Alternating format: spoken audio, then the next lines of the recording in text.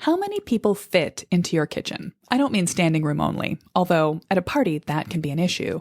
I mean, is there room in your kitchen for everyone in your household who wants to do a kitchen task or hang out with someone who's doing a task to exist? Can you and your partner both work in there at the same time without constantly hip checking each other? How does your mid-century kitchen floor plan actually work for your life? This is something I spent a lot of time thinking about, and so here we go. Today's episode is going to be all about the spatial relationships of your kitchen and how to improve them, either with a little bit of rethinking and maybe a piece of freestanding furniture, or when we need to pull out the big guns and think about an entirely new floor plan. Hey there, welcome back to Mid-Mod Remodel. This is the show about updating MCM homes, helping you match a mid-century home to your modern life. I'm your host, Della Hansman, architect and mid-century ranch enthusiast. You're listening to episode 2005. Before we get into our topic, I wanted to let you know that I've started a new endeavor, which is a YouTube channel. I am so excited about this. Actually, I should say I have not started a YouTube channel. I have restarted a Mid-Mod Midwest YouTube channel. I made one video back in 2019 that is so embarrassing, so poorly lit, so weirdly cut, so oddly infused with a weird little soundtrack that I had to take it down when I realized that it was still up there. But I have been really excited about the idea that podcasts last forever. This is great. But a lot of the other content that I make, a lot of the other advice that I give is on Instagram, which is so fun. If you follow me on Instagram, I love the interactions that I get to have with people there. I get DMs, people's questions about their houses all the time. A lot of my favorite clients have found us through a friend of theirs, followed me on Instagram, and had some fun picking up some messages and recommended me to them when they realized they were remodeling a mid-century house. But the ideas that I put there, the videos that I make, the Instagram stories, which last only 24 hours, but even the other carousels, the graphics, the other things like that, they're so ephemeral. They get buried in the feed. I post them again sometimes when I feel like this is something I really, really want to say. I want people to know, which if you followed me for a long time, you might see an idea or an image or a video repeat. But I wanted to put some of the advice that I have about great mid-century houses somewhere that it can last and it can be more searchable. So that leads me to YouTube. If you are the kind of person who likes YouTube, who likes to learn from video content, I'd love to meet you over there. Let me know what you would like to see added to that channel. First, it's got, I think right now, 2 videos on it, more to come, but let me know what topics that I've already covered on the podcast would be fun as a video. Or if you want to be more generous to the world, what do you think would be helpful to someone who is brand new to the concept of mid-century, who is just realizing, oh, wow, is my house mid-century? What should I do about that? What would be the best things for me to put there for that person? I'd love your advice. Shoot me a DM on Instagram, send me an email, comment on a YouTube video, one of the 2 that are there, and let me know what you think about that. Okay. The first 2 videos that are up, and the next few I'm planning to do, will be about kitchens. They are about kitchens. This is because kitchens are the topic of the moment. The other thing that's on my mind right now is the Mid-Century Kitchen Clinic, which I'm delivering live on Saturday at 11 a.m. Central. This is one of my favorite parts of the annual cycle that I have created in this business. And I wish I could basically deliver the Mid-Century Kitchen Clinic constantly, do it a couple of times a month even, but it does take a lot of effort to organize, to run the back end logistics for it, to let people know that it's happening, and then, to work through a whole, basically it takes my energy of a Saturday. So to do it right, I can only do it once a year. If you are in any way curious about the Mid-Century Kitchen Clinic, I hope you're going to show up. It is such a fun event to see other people having the same issues, slightly different ones, at a different place on the journey, exactly in your situation. It really builds a sense of like, we are a Mid-Mod Remod Squad. We are a community of people who love and are working on improving our mid-century homes. So, if you're listening to this episode after the week that it aired, you've missed the clinic. Bummer. But you can always watch the recording. You can always purchase the Mid-Century Kitchen Clinic replay and watch it asynchronously. That's a really fun way to do it. You can pause. You can do it on your own time. But if you're listening live and you're curious about making changes to your kitchen, I hope you'll show up. There is such a power to an energy to attending a live event. It's not quite as fun as everyone being in the room together. Am I getting to like walk around and look at your floor plans and workshop them over your shoulder like a teacher? But people will be coming in for this from all over the country to join in this live event. And it's so powerful to just say, I'm committing. I'm going to take action. I'm going to spend 2+ hours with the Q&A at the end of this Saturday focused on my house, thinking about what it takes to make it good, what I could do to make it better, and catalyze myself into action. For a lot of people at past clinics, they have gotten back in touch with me and shared the work that they've taken on in their kitchen. I should mention that also a large proportion of people who attend the Mid-Century Kitchen Clinic are also curious about the Ready to Remodel program. This is my wider learn how to plan a mid-century master plan for your own home process. It has the guides, the workbooks, the lessons, the examples, everything I've learned in my own custom business, basically encapsulated so you can follow the steps for yourself. Plus, you get access to the community of Mid-Mod Remod Squad and the once a month office hours calls with me. It's really fun. And so because there's such a strong crossover of people who show up for the Mid-Century Kitchen Clinic, for all the topic clinics, and who are curious about Ready to Remodel, I do offer a limited time discount to joining the Ready to Remodel program. It's fairly significant. So if you're curious about that, come to the Mid-Century Kitchen Clinic on Saturday. It's going to be amazing. All right. That's enough about that. I will see you there. If you're already enrolled, I'm so excited to have you as part of our clinic squad. Okay. Free resource before we get into our main topic as well. Let's pull back to the bigger picture of good mid-century orient design. In this episode, I'm going to be talking about kitchen layouts, the mid-century kitchen floor plan that will work best for you. And that advice isn't going to be about mid-century houses because everything I say about mid-century houses, but it's also about good kitchen design in general. When we're thinking about mid-century house design, one of the cornerstones of good mid-mod updates, of putting mid-century ideas into your house, either keeping them or reinfusing them into a house, is asymmetry. Asymmetry is a get out of jail free card too for a lot of people stressed that they worry that they need to perfectly match everything. Like if you're going to put, for an example, a kitchen range in your kitchen and you want to have a window on one side of it, do you need to cut a window into the other side? Does it need to be symmetrically framed? A lot of the Pinterest pretty examples you see of remodeled kitchens have symmetrical cabinet layouts. Remembering to lean into asymmetry is going to free you from that kind of stress. Mid-century design is all about balance, and unlike previous eras when an impressive home showed off its classiness starting at the front door, with a front door flanked by as many paired elements as possible, light fixtures, windows, shutters, decorative details, mid-century is about things being off-center, but balanced.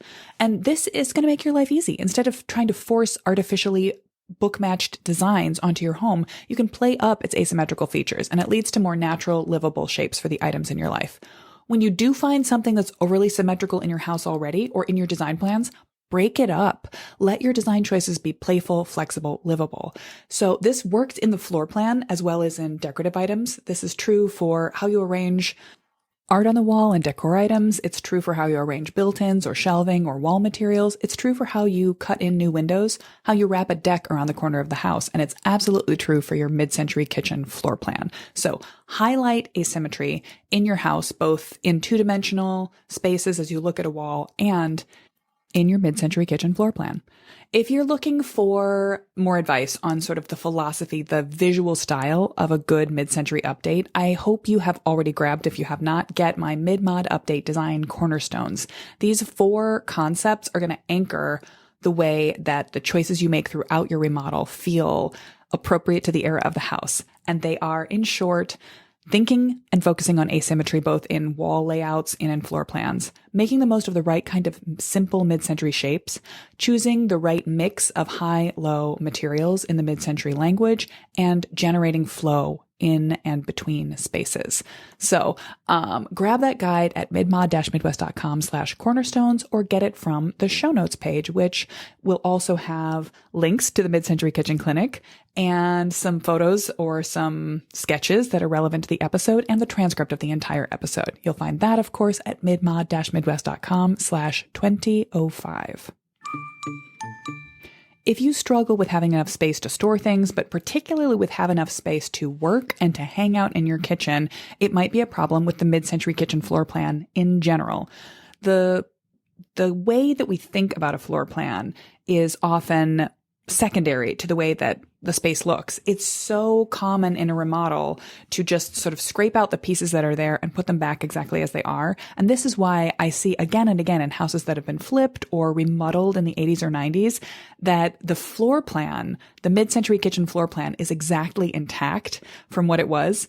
And yet it doesn't look mid-century anymore. So it's really the worst of both worlds. It's got all of the problems, the sort of built-in patriarchy, the single cook kitchen, the isolation of a classic mid-century kitchen floor plan, and none of the benefits of the pretty materials and the original solid cabinets and all of the sort of hard-wearing original appliances and everything that you could have if you had a time capsule kitchen, if that was your goal. Fundamentally, a mid-century kitchen floor plan has some flaws. The kitchens in this era were fundamentally designed for one cook. It was meant to be a housewife. She was meant to be working alone in a sort of a practical, efficient workspace. This wasn't necessarily a big nefarious plan. A lot of the kitchen design concepts that were happening, the mid-century kitchen floor plan was created to minimize her steps, to maximize her efficiency, to let her work quickly and sort of apply factory assembly line principles to the process of being in a kitchen and food preparation, but there was no accounting for multiple people being involved in that process, a husband and wife team, for example. And there was no accounting really, which is sort of silly, for socializing, keeping an eye on kids beyond being able to sort of look out a kitchen window and see the view outside the window, whether that was the street side or the backyard. There wasn't really a sense that the kitchen should communicate with the rest of the house. So when we think about planning a remodel for a mid-century kitchen, I am always thinking about modifying that floor plan as well as either returning the house to its original style or sort of upgrading the material language of the mid-century style without losing it entirely. When you are thinking about making improvements to your kitchen, I want you to think about upgrading from a classic original mid-century kitchen floor plan. That said, there are some reasons to keep it. If it works for you, that's fine. I have absolutely had clients who, in their household, only one person does cook. They do like to go away and be private in the kitchen, make a big mess, and then produce food as a delightful surprise, a presentation for everyone else in the house. They want to be going in there and left alone. For them, the classic mid-century kitchen floor plan is perfect. But if you have more of a family flow, if you want to be able to host more easily, if you want to encourage your kids to come help you in the kitchen, if you and your spouse or partner want to collaborate on meals, you may already be deeply familiar with the frustrations of that mid-century kitchen floor plan and want to make changes to it. And you can. So let's talk about some of the different ways to consider improvements to a kitchen floor plan and why they do or don't work. If you Google kitchen floor plan ideas, you're going to hit almost instantly on the concept of the kitchen work triangle. I've talked about this on the podcast before, and I do like it in some ways. Basically, the kitchen triangle is the imaginary lines that you can draw between the sink, the range, and the refrigerator. And you don't want to have very many steps between them. There is a smallest amount. It's not good. It's generally not considered great to have the three of them just like in a line. If a triangle is a flat line, people don't like that. But having them relatively close to each other and without any sort of corners or walking around an island to get between them is considered to be good. Why I don't like it is that it harks back to the basic fundamental flaw of the mid-century kitchen floor plan, which is that it is fixated on one person cooking. That triangle is a magic zone where one person can take only a few steps and efficiently get to all the parts of the kitchen. But we do more things in our kitchen than wash dishes, grab food from a storage container, and heat it up. When people update the concept of the kitchen work triangle, they often say, so here's the cooking zone, and then there's a social zone that needs to be not interrupting the kitchen work triangle. And that, again, does make sense. But I think this is a limited way to think about your kitchen and actually may be counterproductive depending on the way that you and your household produce food. So a second way to think about a practical, how do you test your mid-century kitchen floor plan for workability for your life is to think about kitchen work zones. This is often set up as a contrasting philosophy to the kitchen work triangle. This designates specific zones that the kitchen should have, and they should be grouped together. Often it's broken down to just four: the storage zone, which is the pantry and fridge; the cooking zone, your oven, your cooktop, your microwave; the prep zone, a flat area where you do chopping, mixing, planning, and a cleaning zone, dishes, dishwasher, sink. This can work depending on your mindset. But it's a little limited for me. A variation on the kitchen work zone concept is to think about a sort of an assembly line process of how food moves through your kitchen. I've read whole books on kitchen design that focus on this. And this, again, takes a very factory assembly line, early 1900s ergonomics approach to a kitchen. But basically the idea is that you think about how food travels through your kitchen as it comes from the grocery store or the garden, and then it moves. First, it's going to come in, it's going to hit a refrigerator or a pantry. So those should be close to your exterior door. Then the next thing that's going to happen is it comes out onto a work surface to be prepared. So that should be sort of your next zone. From there, it's going to go into the cooking area and need to be heated up or otherwise, made ready for eating. And then it goes out of the kitchen to be eaten. Dishes are used at that point, and then finally it comes back into the kitchen, empty plates to be cleaned, and where the dishes go at the end of the process matters. Now, that can be a useful frame to think about or sort of test the layout of your kitchen, and it leads to some useful conceptions like your pantry and refrigerator should probably be relatively close to the entry door, the access point where food is coming into the house, which is something that I often check for when I'm sort of looking at a master plan process for a mid-century kitchen floor plan. And it's kind of a fun way to shake up the idea. So food and storage close to the door, and then maybe dishes and particularly silverware should be housed in a spot that's closer to the border between your kitchen and your eating areas, whether that's an eat-in spot or a dining spot. Maybe particularly the silverware drawer should be placed on the opposite side of a peninsula or island that's easily accessible from the table.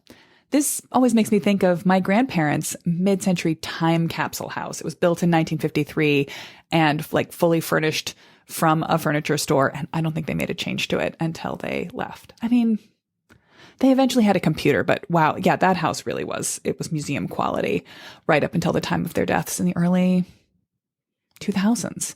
And they had, in their incredibly classic mid-century kitchen floor plan with a sort of a U-shaped kitchen on one side of a longer space and then an eat-in second space with a little round oval table that had windows that looked out into the backyard.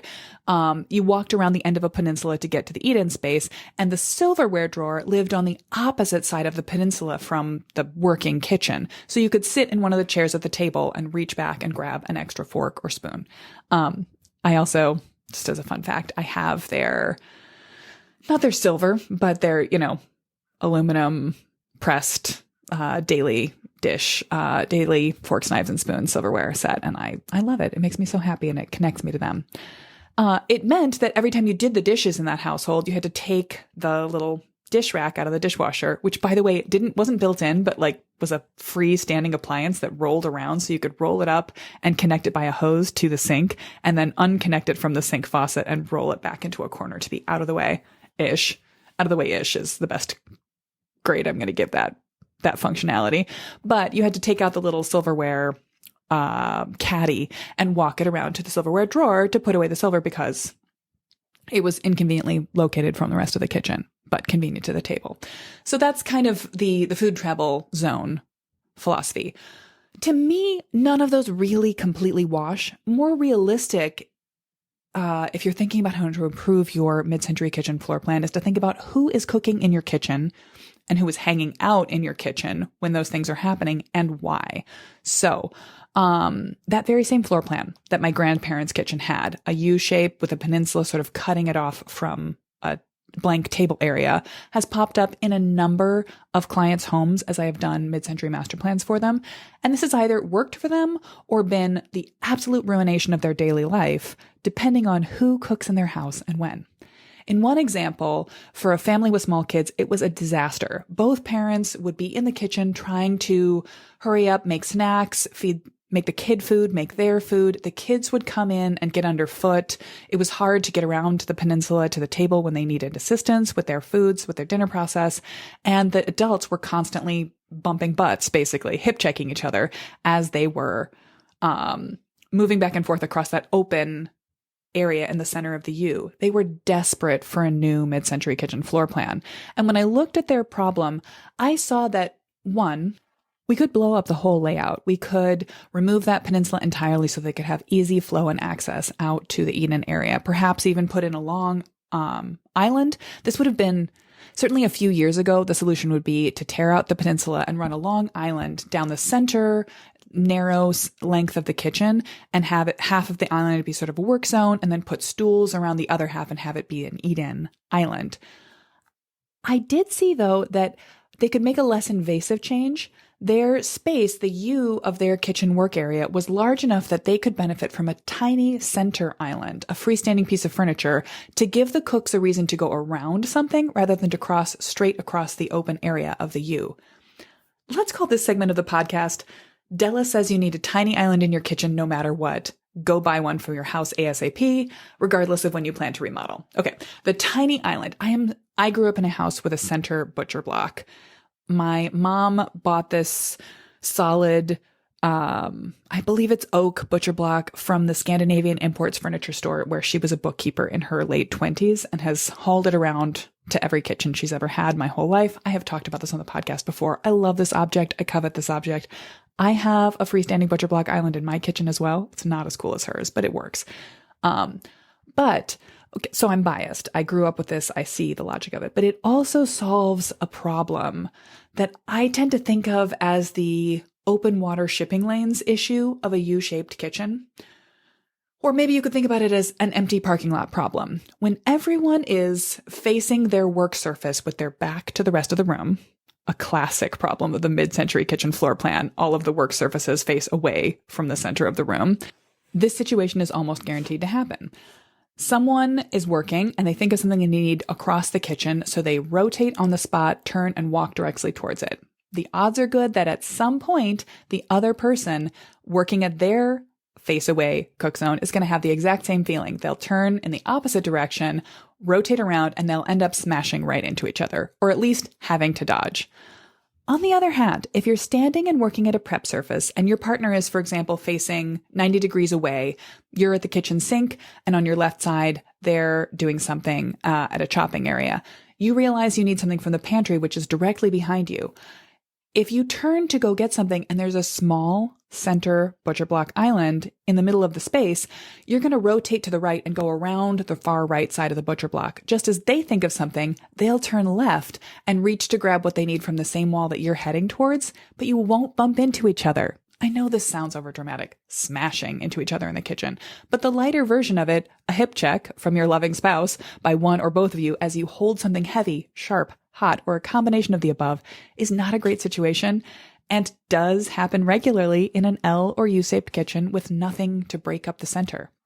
How do I know? Well, I've done it myself, and dozens of my clients have come to me with this exact problem. It happens in a galley kitchen where two people are working. It happens in an L-shaped kitchen where two people are working. It happens in a U-shaped kitchen where two people are working if there's nothing to sort of guide you around the space. That first example I mentioned, a galley kitchen, is an example of the way that not every kitchen problem can be solved this way. If the space between the counters is too small and snug, there simply isn't room for another piece of furniture. But I'm a big believer in the small island, even one that is less than a block of cabinets, less than 2 foot by 2 foot. If you can put in this as both a traffic control device, as well as a handy piece in its own right, a place in the center of the room to set things down, and even for two people to stand and face each other while prep work is happening, there is no better option for that kitchen. And it's particularly a good solution for a temporary improvement to stave off the need for a bigger remodel, or a way to salvage the layout of an original mid-century kitchen floor plan without having to scrape it out and start from scratch with a big modern island. If you love your original cabinets, but the problem is, it just doesn't feel like there's enough space. To figure out if an island will actually fit in your kitchen of any size is challenging, and the right size and the optimum proportions, the relationship of worktop space and circulation space, the distance between one counter surface and another is both particular, there are rules of thumb for it, and personal. It depends on you, your family, the way you work in the kitchen. This is the reason people hire me, Mid-Mod Midwest, to create master plans and show them options for the kitchen. Sometimes it's not as simple as stick an island in there. But I will tell you that if you're struggling with a kitchen that feels small, but also you constantly run into your co-cook while you move across an open space trying to get work done, a tiny island might be your answer.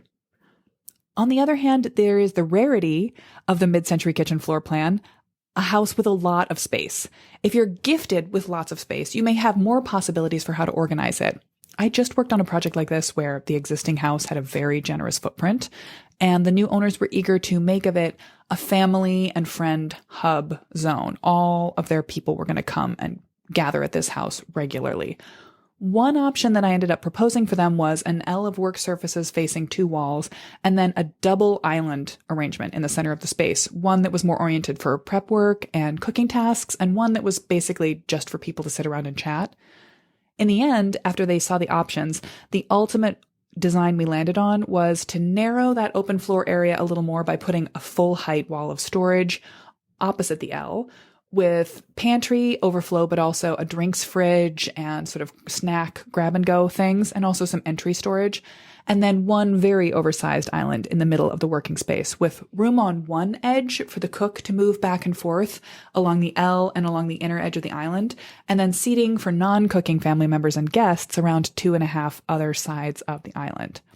Now, for a more introverted family, that kind of big Nancy Meyers magazine quality kitchen would be a waste of space and honestly kind of echoey and lonely and hard to fill up with just one person or two. But for these folks, it's just what they want. So the point is to personalize it. The right floor plan for your kitchen depends on who cooks, what you cook regularly, and how you do it. Another interesting micro example, just sometimes to check your own expectations, rather than assuming that you need to have all the pieces that you see in someone else's home or in a magazine house. My best friend's family hails from India. Her parents moved to this country as adults, and she grew up here from middle school on. So she cooks the food her family loves, but also has a range of more American typical recipes based on her different life experience from them. When her brother came to visit her for a few weeks recently, she discovered that a couple of key pieces of cookware just vanished out of her kitchen. She could not find them for the life of her, and she looked everywhere before she realized that he'd probably stored them in the oven. In her home of origin and in his kitchen, the oven is an appliance that is literally a waste of space because they don't cook in an oven. Everything is done on the stovetop. The oven is just a poorly constructed pan storage area. For her, it is a handy device that helps her cook some of the dishes that she likes. She just hadn't used it in the time she was looking for those missing pans. If you ever watched the show Sex and the City, another way to think of an oven as a storage device is if you really don't cook at all, if you're just heating up takeout. But for certain people, an oven is just a waste of space.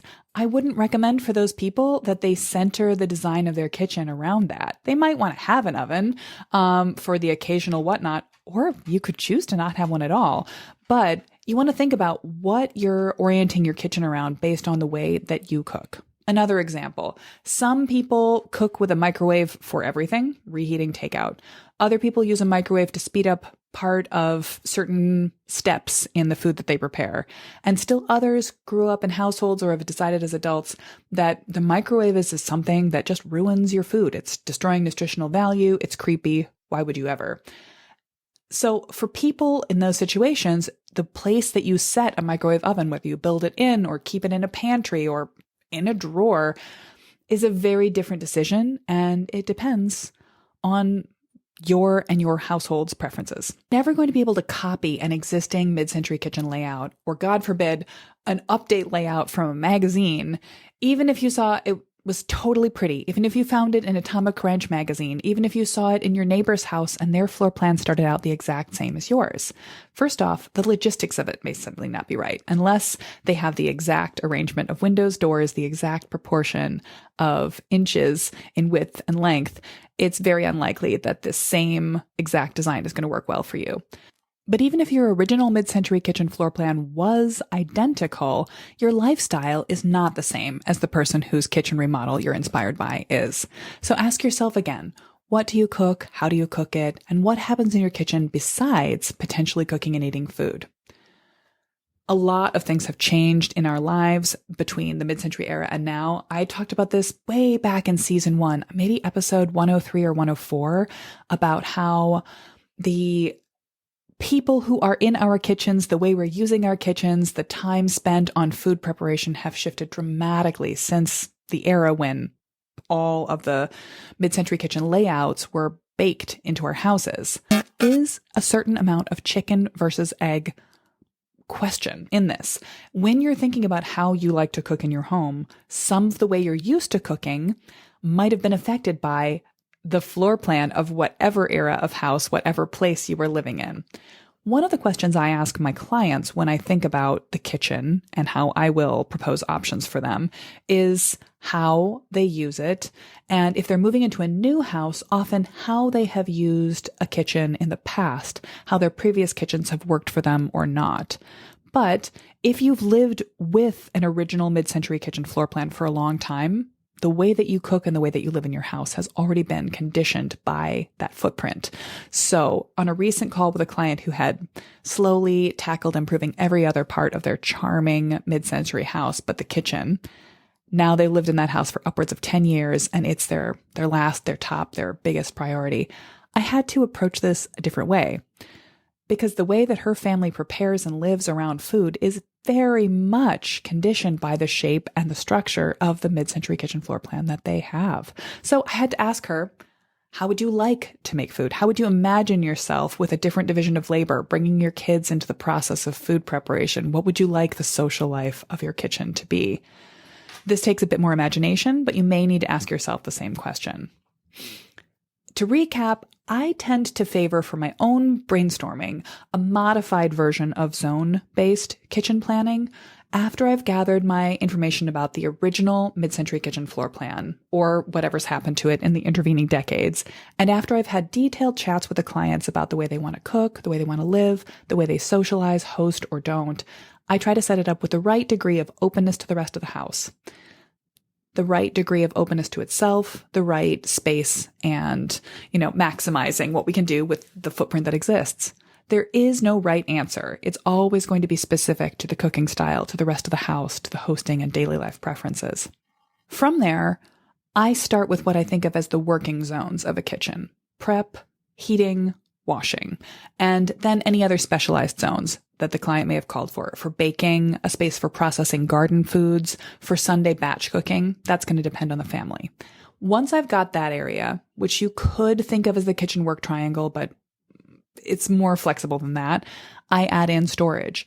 And instead of just thinking of a single storage zone, I'm often making little pockets of areas for specialized storage that are perhaps easily accessible to a hot source, to the water, or that someone could sort of zip in without getting in the range of someone who's doing more detailed cooking prep to grab a snack, to set up coffee, to make breakfast while lunches are being prepared. Breakfast and coffee materials being in one easy to grab spot are key things that often come up in people's kitchen preferences these days. And a bigger pantry storage area can be a few steps further away. Look, a mid-century kitchen floor plan can't always accommodate everything being in arm's reach. It may just be too awkward, but you can still have your most grabbed items handy if you plan it right. And then there's the third essential zone of a good updated kitchen, which is the hangout space. Somewhere to sit specifically. I am always trying to build in somewhere for someone to sit down and be comfortable. In the last 30 years of kitchen remodels, this has typically meant bar stools at a peninsula or an island. And I don't have anything specifically against a bar stool, but let's think beyond it. An eat-in table, a comfortable padded bench, or just a bench between some full-height built-ins, even a freestanding but comfortable armchair tucked into a corner. All of these mid-century kitchen floor plan considerations, by the way, are hit in my handy guide to a great mid-mod kitchen update.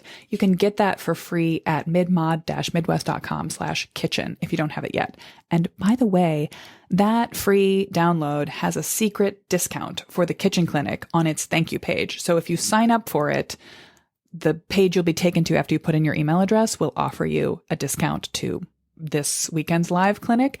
If you have already signed up for the free mid-century kitchen guide, it won't be delivered to your email again if you sign up twice, but it will take you to the thank you page if you sign up twice. So you can go get that discount there anytime you want to. Save yourself a few dollars. And please, the conclusion to all of this is let's talk more about your mid-century kitchen floor plan and the style of the finishes you'll choose and all of the driving factors that are going to make the perfect update for your kitchen at this weekend's live clinic. I really hope I see you there. Before I let you go, let's talk about our mid-century house feature of the week. I want to stay in the kitchen. Let's talk about the kitchen desk. Does it even still have a place? Well, first of all, what is it? In the classic mid-century kitchen floor plan, you often find among the other built-ins, often at sort of an end of a run of cabinets, a built-in desk with a little tuck-away chair. It had a writing surface, maybe a pin-up board. Often the house telephone could be mounted in that spot. It's not usually long on chargers or outlets because people weren't really having a lot of rechargeable kitchen paraphernalia at that point, or life paraphernalia. But it could be really pleasant. It's a cute look in a mid-century kitchen, and it can still be useful today if your household tends to manage paper mail in a continuous spot, or if you want a spot for tablets, for laptops, for charging cords to be corralled. On the other hand, it's very much a time capsule relic of that patriarchal housewife idea that this is the wife desk. This is the household accounting books, recipe files desk. This is a spot for a person who just lives in the kitchen for that work to be done. And it might make more sense to have a more multi-use space along an island or a peninsula that you can sometimes do that kind of logistical work at, and just a drawer where things can be tucked away with a handy outlet. We don't tend to need a space to mount a wall-mounted phone anymore. And sometimes a desk chair pushed up against the cabinets in the kitchen just becomes a tripping hazard. If you have your original mid-century kitchen floor plan and you like it and your cabinets are in good shape, I would offer that it might be fun to keep such a feature as a built-in desk, but it's valuable real estate that might not be best used in that space. So I'm curious, what do you think? Have you personally got a kitchen desk? Have you got pleasant memories of one in your maybe grandparents' or parents' home? What's your thought on the value of a desk in the kitchen? Is it completely out of place? Is it actually a good idea? What do you think? I would love to know. I'll throw a few pictures of some of the cutest examples of mid-century kitchen desks into the show notes page, which again, of course, you can get at midmod-midwest.com/, what are we on? 2005. That's all for today. Basically, what is the summary of this episode? The floor plan, your mid-century kitchen floor plan, depends on you, on your household, on your preferences. You're not going to be able to copy paste this from somewhere else. And I don't recommend that you mindlessly stick with the original mid-century floor plan of your house if it doesn't work for you. But if you want to talk about improving your floor plan with little tweaks or with big transformations, I hope I'll see you at the Mid-Century Kitchen Clinic on Saturday. It's going to be a blast. All right. Hope I see you there.